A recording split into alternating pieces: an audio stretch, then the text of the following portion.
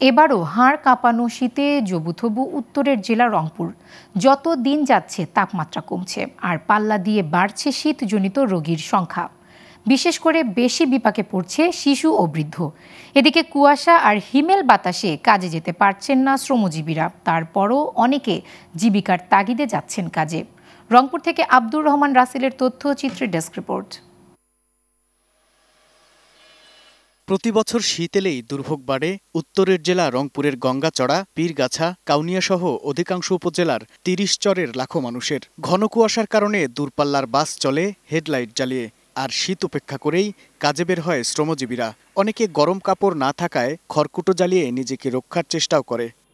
ঠান্ডায় বেড়া যাচ্ছে না, ২-৩ দিন দেখি বসে আছি, কোনো কাজ নেই। ঠান্ডার নিগে আমি ভুগতে আছি, পেটের দায়ে আমি কাজ করবার আছি। এই শীতের কারণে দেখা যাচ্ছে অনেক কাস্টমার আমাদের দোকানে আসে না, ব্যবসা বাণিজ্যের উপরে প্রভাব পড়ছে। এদিকে সপ্তাহখানেক ধরে কুয়াশার মধ্যেই দিনরাত কাটাচ্ছে রংপুরের মানুষ। হিমবাতাস আর হাড় কাঁপানোর শীতে বেশি অসুস্থ হচ্ছে শিশু ও বৃদ্ধরা। বাড়ছে নিউমোনিয়া, শ্বাসকষ্ট সহ শীতজনিত রোগ। গতবার যে শীতগুলা অনেক দেরিতে আসতো এবং শীতের প্রকোপটা একটু কম ছিল, কিন্তু এবার দেখা যাচ্ছে যে অনেক আগে শীতটা পড়লো এবং শীতের প্রকোপটাও খুব বেশি। গরিব মানুষের খুব অসুবিধা হচ্ছে, শীত বস্ত্র নাই, তারা মাঠে কাজকর্ম করতে পারতেছে না। যারা গ্রাম্য অঞ্চলে বেশি থাকে তাদের বাচ্চাদের অসুস্থ হচ্ছে, শহর অঞ্চলের বাচ্চাদের অসুস্থ হচ্ছে, নিউমোনিয়া দেখা দিয়েছে।